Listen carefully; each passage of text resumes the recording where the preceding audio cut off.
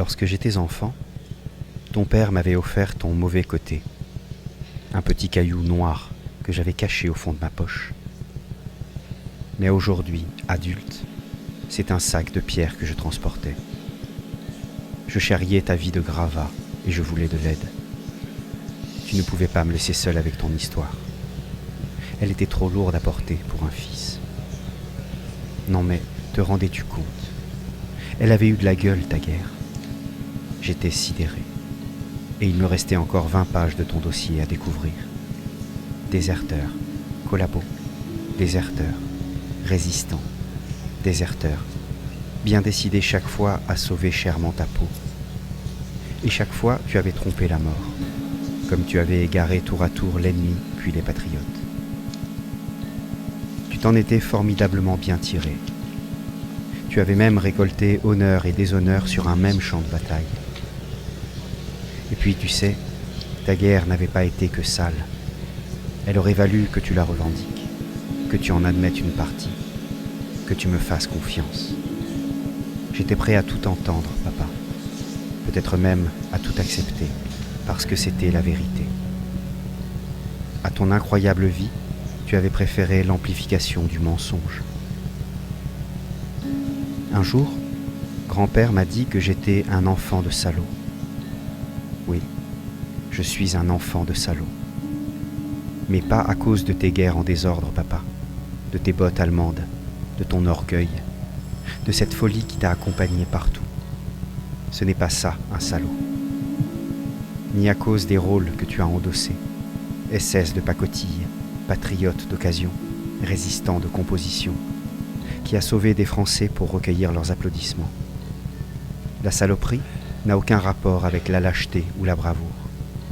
Non, le salaud, c'est l'homme qui a jeté son fils dans la vie comme dans la boue, sans trace, sans repère, sans lumière, sans la moindre vérité, qui a traversé la guerre en refermant chaque porte derrière lui, qui s'est fourvoyé dans tous les pièges en se croyant plus fort que tous, les nazis qui l'ont interrogé, les partisans qui l'ont soupçonné, les Américains, les policiers français, les juges professionnels, les jurés populaires, qui les a étourdis de mots, de dates, de faits, en brouillant chaque piste, qui a passé sa guerre, puis sa paix, puis sa vie entière à tricher et à éviter les questions des autres, puis les miennes. Le salaud, c'est le père qui m'a trahi. Tu as essayé de m'éblouir alors que tu m'aveuglais. Tu voulais quoi? Que je t'aime plus grand encore? Dans ma chambre d'enfant, au lieu de t'inventer ami de Jean Moulin, poseur de bombes contre un cinéma allemand, au lieu de te rêver Belmondo à Zuidkoop, j'aurais tellement voulu que tu me racontes le 5e régiment d'infanterie, tes désertions, le NSKK, la résistance dans le Nord, les Rangers du Far West. Tu m'aurais avoué tout ça le soir, en confident secret. Peut-être n'aurais-je rien compris, mais tu m'aurais parlé, enfin. Enfin, tu te serais débarrassé de ces oripeaux militaires, et tu aurais endossé un bel habit d'homme, un costume de père. Te rends-tu compte de la légèreté qui se serait emparée de nous, de la lumière qui serait entrée dans notre maison, de ton soulagement, de ma délivrance? Tu n'aurais eu plus rien à craindre, ni de moi, ni de personne. Et avec le temps, j'aurais compris la détresse d'un gamin égaré qui rêvait d'uniformes de carnaval et de fusils trop lourds, qui n'avait eu pour tablier d'école qu'une blouse grise d'ouvrier, un petit Lyonnais privé de tout, rêvant d'exploits glorieux sans y comprendre rien.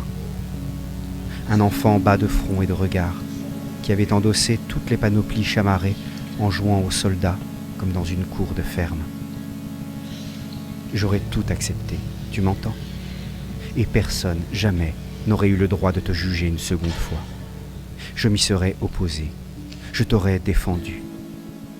Parce que cette vie malade, ces histoires folles, ces guerres démentes, avaient été celles de mon père, et qu'il me l'aurait avoué, et qu'il m'aurait dit vrai, et que j'aurais été fier de sa confiance, et que même s'il avait été puni par son pays, il n'aurait jamais été dégradé par son fils.